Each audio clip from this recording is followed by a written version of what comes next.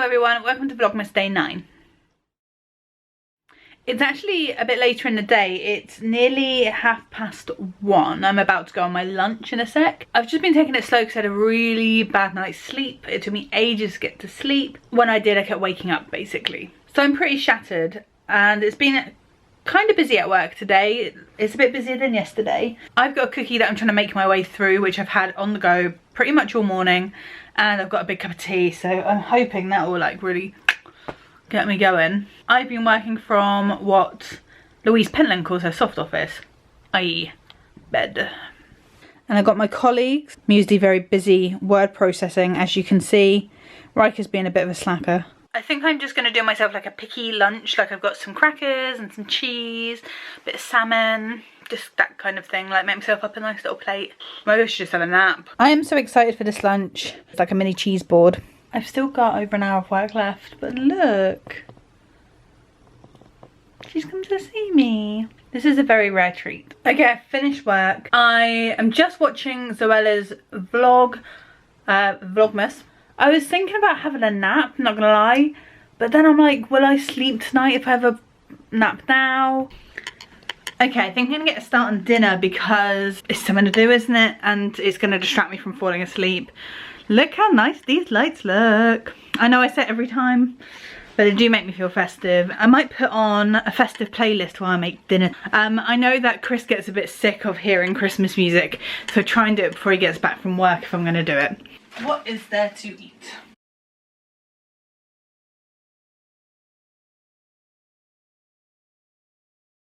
I'm gonna make a creamy vegetable pasta thing. Basically we're having just like a big mass of veggies with some corn mince. Ooh. And then I'm gonna add some tomatoes, and then I'll cook some pasta up and stir it in and whack some cheese on. This is what we ended up with. Not too bad. Guys, I fell asleep, I had a nap. I think Chris knew I really needed a nap and he brought through a blanket and my pillow, and then I had a nap for like nearly an hour, so that's quite a lot of the evening gone, but I swear I probably could have just slept through. So a few weeks ago when I was planning my filler videos, I had the idea to do sort of like 10 Christmas things the UK has that everywhere else doesn't have. And I'm just thinking I might go through them on this vlog because it's quite interesting. So I'm just going to go into it and I'll give you a quick fact about each thing. Starting with crackers. Like other places in the world do not have crackers. In America it's a really strange thing, like to have explosives at the dinner table. The first crackers were made around 1845 by a sweet maker called Tom Smith. So he'd been to Paris and he'd seen these like little French bonbons, and they were sort of shaped and how they were wrapped up, and he wanted to make that over in the UK in a sweet shop. What he would do before he wrapped it up is he'd put a little motto in it, but unfortunately these sweets didn't really do very well. Then a few years later in 1861 he launched what he called Bangs of Expectation. So apparently he was sat in front of his fire one night and he heard the crackle and bangs of the fire, and that's when he decided that he was going to put fireworks in his sweets. As time went on and his sons took over the company, it became a fully fledged gift that would include everything from mottos and sweets all the way up to personalised ones. They did suffragette ones. They also did one called a Millionaire's Cracker, and that was filled with like a silver jewellery box with jewels inside. Next we have mince pies, again a UK thing. Other places don't have it. In Italy they have things like pan forte, which is dried fruits, but it's not wrapped in pastry like our ones are. The first record of mince pies were made during Tudor times, and these were square rather than round, and obviously they included actual meat and fat within it, as well as things like figs, raisins, and honey. As with most Tudor pies, the pastry wasn't really made to be eaten. It was just sort of a carrier for the innards. As we've refined recipes for pastries over the years, they've become edible. Sources actually show that there was mince right up until Victorian times in these pies, and it wasn't until Victorian times that they dropped it and started selling it more like a confectionery. I also found out that you should always make a wish when you eat your first mince pie of the seasons, and you should never cut it with a knife because apparently it's bad luck. When I was trying to work out things to talk about, I asked my friends, and one of the questions was, Why do we put a silver coin in the Christmas pudding? So traditionally you would put a sixpence in the pudding. Now probably like a 5p is the closest. But it starts from celebrations that happened in 12th night being Epiphany, 6th of January. When you had your 12th night cake, there was lots of little prizes and mottos baked inside, and if you got one of those things it meant a certain thing. For example, if you found a dry pea or bean, it meant that you were king for the night and you could be head of the household. Other things inside would be a ring, which meant that you would get married next year, or sometimes I think in Ireland they have a little bit of wood, which is like a little switch that meant you'd be due a beating. Next, a really easy one, Boxing Day. Boxing Day happened in the UK when rich members of the gentry would pack up all of their leftover foods and things they didn't use over the Christmas period, and they would give them to the poor. Often these people would be allowed to go home on Boxing Day to see their family and take a box to their family.